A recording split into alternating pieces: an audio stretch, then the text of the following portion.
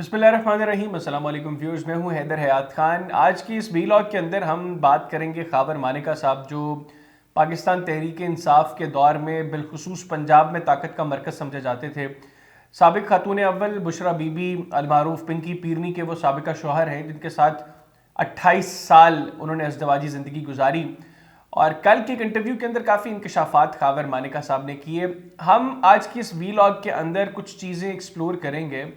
कि खावर मानेका साहब ने कल के इंटरव्यू में कितने झूठ बोले, कितना फैब्रिकेटेड इंटरव्यू था ये शाहज़ेब खानज़ादा साहब के साथ,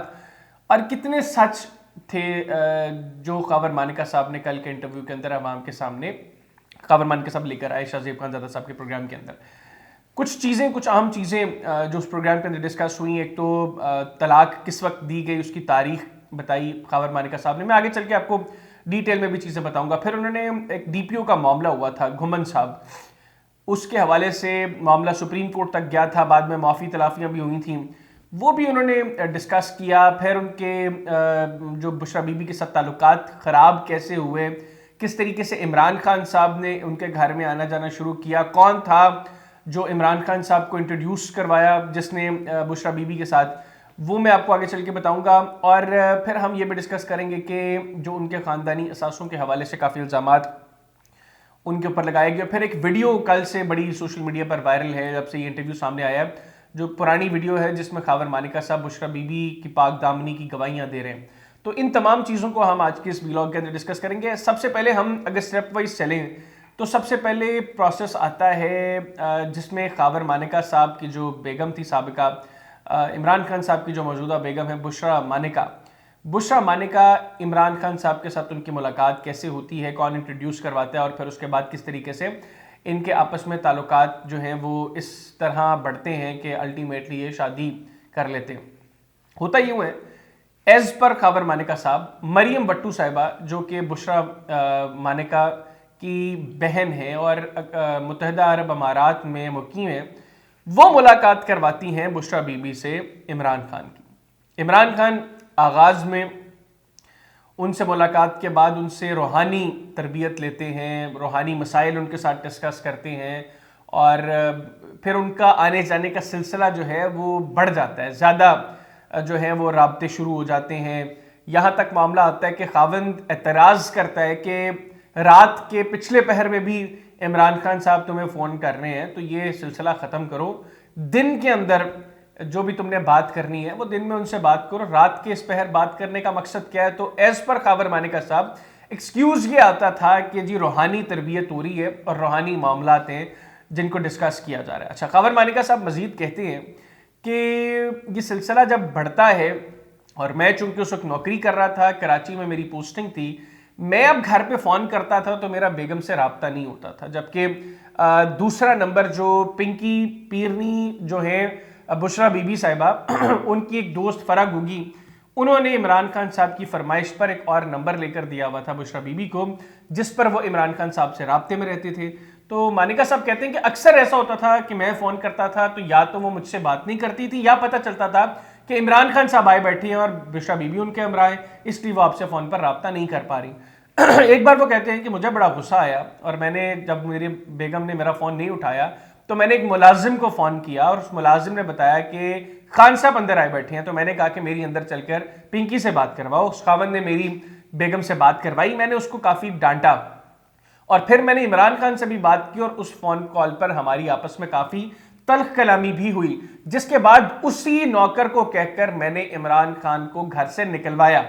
उस नौकर को कहकर एज़ पर खावर मानेका साहब इमरान खान साहब को घर से निकाला गया। लेकिन इसका वो काफ़ी माइंड किया बुशरा बीबी ने कि ये खावर मानेका साहब ने ये हरकत क्यों की है। बाद में मानेका साहब कहते हैं कि मैंने बेगम को समझाया कि ये मामला ख़त्म करो, और ये जो लंबी मुलाकातें ये मेरे नॉलेज में लाए बगैर नहीं होनी चाहिए, मेरी इन्फॉर्मेशन में होना चाहिए, और मेरी मौजूदगी में ये मुलाकातें होनी चाहिए। ये मुनासिब बात नहीं है कि मेरी गैर मौजूदगी में तुम इमरान खान से मुलाकातें करो। बहरहाल वो कहते हैं जी कि बाद में बुशरा बीबी चली जाती हैं इस्लामाबाद, और ख़ानदान को कोई फ़र्द उनके हमरा नहीं होता। इस्लामाबाद में बनी गाला में वो अपनी रहायशगाह पर रुकती हैं, तकरीबन 2 माह वो वहाँ पर क़याम करती हैं, और इस 2 माह के अंदर खान साहब से उनकी काफ़ी मुलाकातें होती हैं। मुबैना तौर पर वो मुलाकातें बनी गाला में इमरान खान साहब की रहायशगाह में होती हैं, और ज़्यादातर मुलाकातें रात को होती हैं। یعنی رات کو خان صاحب کے پاس بشرا بی بی جاتی ہیں، اور لے کر جانے والے کون ہوتے ہیں؟ زلفی بخاری صاحب اور اون چودھری صاحب، جو بنی گالہ کی اس رہائش گاہ سے بشرا بی بی کو پک کرتے ہیں اور لے کر جاتے ہیں ان کو بنی گالہ میں. وہاں پر رات میں جو ہے وہ ان کی ملاقاتیں ہوتی ہیں، جس کا ذکر خاور مانیکا صاحب نے انٹرویو کے اندر، جو شہزیب خانزادہ صاحب کو انٹرویو دیا اس کے اندر انہوں نے ذکر کیا. اور وہ کہتے ہیں کہ میں نے اس پر بھی اعتراض کیا. بہرحال جب بشرا بی بی وہاں سے واپس آئیں تو ہمارے آپس میں تعلقات خراب ہونا شروع ہو گئے، ہماری لڑائیاں شروع ہو گئیں، اور بنیادی وجہ خان صاحب سے ان کی ملاقاتیں تھیں. اس کے بعد ان کے رویے میں، ان کے ایٹیٹیوڈ میں تبدیلی تھی، اور اس تبدیلی کے باعث وہ میری کوئی بھی بات ماننے سے انکاری ہو گئی تھی. بطور شوہر جو میں ان کو حکم دیتا تھا، بطور بیوی وہ میرے حکم پر کو نہیں مانتی تھیں، اور ہر بات میں الٹا اس کا جواب دیتی تھیں، جس سے ہماری آپس میں لڑائیاں بڑھنا شروع ہو گئیں. اور الٹیمیٹلی بشرا بی بی نے کہا جی کہ میں اب کچھ عرصہ اپنی والدہ کے گھر، اپنے بھائی کے گھر میں رکنا چاہتی ہوں. تو میں نے پھر ان کو الاؤ کیا اور وہ اپنی والدہ کے گھر چلی گئیں. اب وہ کہتے ہیں کہ وہ اپنی والدہ کے گھر چلی گئیں، اس کے بعد اب جو سیکنڈ سٹیپ میں، جو میں نے آپ کو آغاز میں کچھ بتائیں چیزیں، اب آتا ہے طلاق والا پیریڈ. وہ کہتے ہیں کہ میں 2-3 مرتبہ ان کو منانے کے لیے گیا. پہلے تو انہوں نے کہا نہیں میاں صاحب ابھی میں نے نہیں جانا، میں واپس چلا گیا. پھر مجھے ان کی دوست فرح گوگی نے میسج کیا کہ وہ آپ سے طلاق چاہتی ہیں، وہ ان کو طلاق دے دیں. تو میں غصے میں اپنی ساس کے گھر گیا اور میں نے بیگم سے پوچھا کہ پنکی یہ کیا کہہ رہی ہے فرح؟ تو انہوں نے میری کسی بات کا جواب نہیں دیا. میں نے ان سے بارہا سوالات کیے، لیکن وہ جو ہے وہ نیچے سر جھکا کر بیٹھی رہی، اور لیکن میری کسی بات کا جواب انہوں نے نہیں دیا. کہتے ہیں بہرحال میں غصے میں وہاں سے واپس آ گیا، اور اس کے بعد جب مجھے کچھ روز گزرنے کے بعد دوبارہ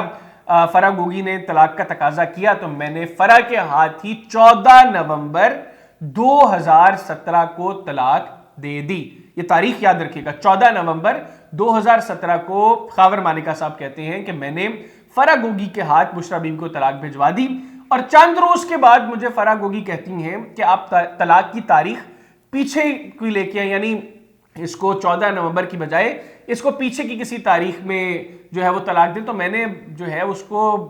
اس کی ہمت کے اوپر بھی اس کو ڈانٹا کہ تمہیں شرم نہیں آ رہی کہ تم کس قسم کی باتیں میرے ساتھ کر رہی ہو، اور طلاق کی طریقے بھی کبھی جو ہے وہ پیچھے جاتی ہیں. بہرحال بقول خاور مانیکا صاحب انہوں نے اس چیز سے انکار کر دیا. اب پھر 1 جنوری 2018 کو عمران خان صاحب کا ہوتا ہے بشرا بی بی سے نکاح. یعنی جو عدت کا پیریڈ ہے، اس عدت کے پیریڈ کے اندر نکاح ہوتا ہے. عدت مکمل ہوتی ہے، اگر 14 نومبر کو طلاق دی گئی ہے تو تقریباً 14 فروری کو عدت جو ہے وہ ختم ہوتی ہے، لیکن نکاح ہو جاتا ہے 1 جنوری کو. تو اس کے اوپر پھر جب ان کو احساس ہوتا ہے کہ یہ تو معاملہ خراب ہے، اور اس کے اندر جو نکاح خوان ہیں ان کو یہی بتایا گیا کہ عدت مکمل ہو گئی ہے، لیکن بعد میں اس میں کوئی اور کسی طرح کا مسئلہ نہ پیدا ہو، تو 14 فروری کی تاریخ گزر جانے کے بعد 17 یا 18 فروری کو دوبارہ بشرا بی بی کے ساتھ نکاح ہوتا ہے. یعنی 2 مرتبہ ایک ہی جو نکاح خوان ہے انہوں نے 2 مرتبہ عمران خان صاحب کا نکاح پڑھایا. اچھا، یہ اب ایپیسوڈ ہے طلاق کا، جس کے اندر ابھی کیس بھی چل رہا ہے کورٹ میں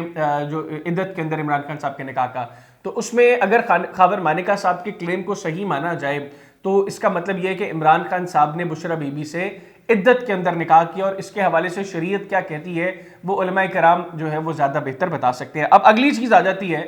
کہ جب یہ خبریں سوشل میڈیا پر آتی ہیں 1 جنوری میں کو جب ان کا نکاح ہوتا ہے، اور اس کے بعد جو ہے یہ سٹوری دی نیوز شائع کرتی ہے، تو اس کے اوپر خاور مانیکا صاحب ایک ویڈیو پیغام جاری کرتے ہیں جس میں وہ اپنی بیوی کی پاک دامنی کی گواہیاں دیتے ہیں، اور عمران خان صاحب سے متعلق وہ کہتے ہیں کہ وہ ایک صاف اور بہترین آدمی ہے، میں نے ان جیسا اچھا آدمی نہیں دیکھا، اپنی بیگم جیسی پاک دامن خاتون میں نے کوئی نہیں دیکھی، عزت دار خاتون کوئی نہیں دیکھی. تو وہ ایک ویڈیو کل سے ہم دیکھ رہے ہیں کہ جب سے یہ انٹرویو آیا تو کافی سوشل میڈیا پر وائرل بھی ہے. تو خاور مانیکا صاحب کہتے ہیں کہ جس وقت ہم نے وہ ویڈیو ریکارڈ کروائی اس وقت تک ہمیں اس چیز کا اندازہ نہیں تھا کہ بشرا بی بی کا نکاح ہو گیا ہوا ہے. میں نے طلاق ضرور دے دی تھی، لیکن عمران خان سے ان کے نکاح کی تو ہمیں امید ہی کوئی نہیں تھی، کیونکہ عمران خان سے ان کا رشتہ مرشد اور مرید کا رشتہ تھا، پیر اور مرید کا رشتہ تھا، اور ہم نے کبھی نہیں سنا تھا کہ مرشد کے ساتھ اس کا مرید جو ہے وہ رشتہ ازدواج میں منسلک ہو جائے. تو ہم لوگوں نے تو اس لیے یہ ویڈیوز جو ہے وہ ریلیز کی، اور ان کے بیٹے غالباً موسیٰ مانیکا جن کا نام ہے، انہوں نے بھی رابعہ انم کے پروگرام لیکن میں اس چیز کو جو ہے وہ انہوں نے اس پر بات کی، اور انہوں نے کہا کہ میری والدہ کے عمران خان سے کسی طرح کا کوئی نکاح نہیں ہوا. لیکن بعد میں جب چیزیں فردر ڈسکلوز ہوئی تو وہ کہتے ہیں کہ ہماری فیملی جس پریشر سے گزری وہ ساری چیزیں جو ہے وہ میں جانتا ہوں, میرا خاندان جانتا ہے. انہوں نے اپنی بیٹی کا بھی ذکر کیا کہ ان کی بیٹی جو ہے وہ جو 7 سال کی عمر کی تھی اس وقت, وہ کس اذیت میں گزری اس سارے پیچ میں, وہ بھی خاور مانیکا صاحب نے جب ذکر کیا تو تھوڑا سے اس وقت جذباتی بھی ہوئے وہ. بہرحال آگے بڑھتے ہیں, ایک معاملہ آتا ہے جی, خاور مانیکا صاحب کو روکا جاتا ہے پولیس کی جانب سے, وہ معاملہ آپ سب کو یاد ہوگا, اور اس کے بعد پھر احسن جمیل گجر کا کردار سامنے آتا ہے جس نے اس ڈی پی او کو فون کر کے کہا کہ تم مانیکا صاحب کے گھر جا کر ان سے معافی مانگو, اور تب سب نے کہنا شروع کر دیا کہ بشرا بی بی کے سابقہ شوہر وہ پنجاب میں مرکز اور محور ہے طاقت کا, ہر چیز ہر ٹرانسفر پوسٹنگ ان کی مرضی سے ہو رہی ہے, وہ بتاتے ہیں عثمان بزدار کو کہ کس کو لگانا ہے. مطلب اس طرح کے ساری معاملات اس وقت, مطلب بطور جرنلسٹ ہم جب یہ سب کور کر رہے تھے تو یہ ساری چیزیں اس وقت ہمارے سامنے بھی آئیں, اور یقینی طور پر آپ لوگوں کے ذہن میں بھی جب یہ چیزیں میں آپ کو بتا رہا ہوں تو آپ لوگوں کے ذہن میں بھی یہ سارے واقعات آ رہے ہوں گے. اچھا, اس وقت کیا ہوتا ہے کہ وہ ڈی پی او صاحب انکار کر دیتے ہیں, ان کو ان کے انکار پر جو ہے وہ اس کا نشانہ بنایا جاتا ہے انتقام کا, اور ان کو او ایس ٹی بنا دیا جاتا ہے. اچھا, اس کے بعد جب یہ معاملہ کورٹ میں جاتا ہے, کورٹ میں جا کر پھر احسن جمیل گجر صاحب بھی معذرت کرتے ہیں, کورٹ میں جا کر پھر عثمان بزدار صاحب اور اس وقت کے آئی جی کلیم امام صاحب وہ بھی جو ہے وہ معذرت کرتے ہیں, لیکن وہ ڈی پی او صاحب جو تھے وہ بدستور اس انتقام کا نشانہ بنے رہے جب تک عمران خان صاحب کی پارٹی تحریک انصاف پنجاب میں برسر اقتدار رہی. اچھا, خاور مانیکا صاحب کا یہاں پر کلیم یہ ہے کہ اس سارے ایپیسوڈ کے اندر میں مظلوم تھا, میں نے کسی کو نہیں کہا تھا کہ ڈی پی او مجھ سے آ کر معافی مانگے, اور مجھے روکا جانا جو تھا اس پر میں نے کلیم امام سے رابطہ کیا, لیکن کلیم امام نے اس پر کوئی ایکشن نہیں لیا, اور احسن جمیل گجر اور فرح گوگی نے پنکی پیرنی کی نظروں میں بہتر بننے کے لیے جی کہ ہم آپ کے گھر کے معاملات کو دیکھ رہے ہیں, آپ کے بچے بالکل ٹھیک ٹھاک ہیں, ہم ان کے معاملات کو کیٹر کر رہے ہیں, تو انہوں نے ایفیشنسی دکھائی, اور اوور ایفیشنسی کے چکروں میں یہ سارا معاملہ ہوا جس کے اندر میرے خاندان پر تنقید کی گئی, گو کہ ہم لوگ اس میں کلپرٹس نہیں تھے, نہ ہم نے کسی کو معافی مانگنے کا کہا. ہاں, میری فیملی کے ساتھ زیادتی ہوئی جس پر میں نے آئی جی سے رابطہ کیا, لیکن میری درخواست پر آئی جی صاحب نے کوئی ایکشن نہیں لیا. انفیکٹ انہوں نے کہا جی کہ اس وقت جو صحافی یا جو لوگ کورٹ میں موجود تھے آپ ان سے ویریفائی کر سکتے ہیں کہ چیف جسٹس صاحب نے کہا کہ مانیکا صاحب آپ پریشان نہ ہو, ہم آپ کا کیس لڑ رہے ہیں, آپ کی بیٹی ہماری بیٹی ہے, اس قوم کی بیٹی ہے. تو اس کا حوالہ دیا خاور مانیکا صاحب نے. پھر وہ خاندانی اثاثوں کے حوالے سے جب ان سے سوال ہوا, ریئل اسٹیٹ کے معاملات کے حوالے سے, تو انہوں نے کہا جی کہ میرا بیٹا ابراہیم مانیکا اس نے 5 مرلے کا ایک گھر شروع کیا تھا, لیکن وہ گھر مکمل کیے بغیر اس کی یو اے ای میں کسی آرٹیفیشل انٹیلیجنس سے ریلیٹڈ فرم میں جاب ہوگی اور وہ وہاں پہ چلا گیا. تو میرے خاندان کے اثاثوں میں نہ کسی طرح کا کوئی اضافہ ہوا, جو ہمارے معاملات فیملی کے پہلے سے چلتے آ رہے ہیں وہ اسی طریقے سے چل رہے ہیں, اور اس میں کسی جو باقی جتنی بھی چیزیں ہیں وہ ساری من گھڑت اور جھوٹی ہیں, اور جو کیس ان کے اوپر بنا ہے انہوں نے کہا جی کہ وہ اس کیس کا بالکل سامنا کریں گے, اور اس میں ان کو کسی سے کسی قسم کی کوئی مدد نہیں چاہیے. اب اس میں یہ نہیں کہتا کہ انٹرویو کے اندر کوئی فیبریکیشن نہیں ہوگی, مطلب فیبریکیٹڈ باتیں نہیں ہوئی ہوں گی, ہو سکتا ہے کہ اس میں کچھ باتیں فیبریکیٹڈ ہوں, لیکن بہت سی باتیں وہ ہیں اگر آپ اس وقت کے ایونٹس کو ذہن میں رکھیں تو آپ کو پتا چلے گا کہ ان کا یہ اس وقت بھی ڈسکس ہو رہی تھیں. یہ صرف آج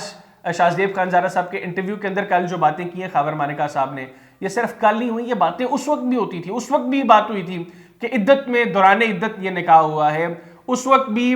جو ہے وہ یہ جتنی بھی ایونٹس خاور مانیکا صاحب نے بتائے کل انٹرویو کے اندر, شاہزیب خانزادہ صاحب نے جس طریقے سے ان کو انٹرویو کیا, یہ ساری چیزیں پہلے بھی جو ہیں وہ آ چکی ہیں. اب اس میں بہت سی چیزیں ہیں جو مجھے کم از کم سچ لگیں, وہیں بہت سی چیزیں مجھے فیبریکیٹڈ بھی لگیں. آپ کی اس سے متعلق کیا رائے ہے وہ ہمیں کمنٹ سیکشن میں ضرور دیجیے گا. مجھے میری ٹیم کو اجازت دیجیے, اللہ حافظ.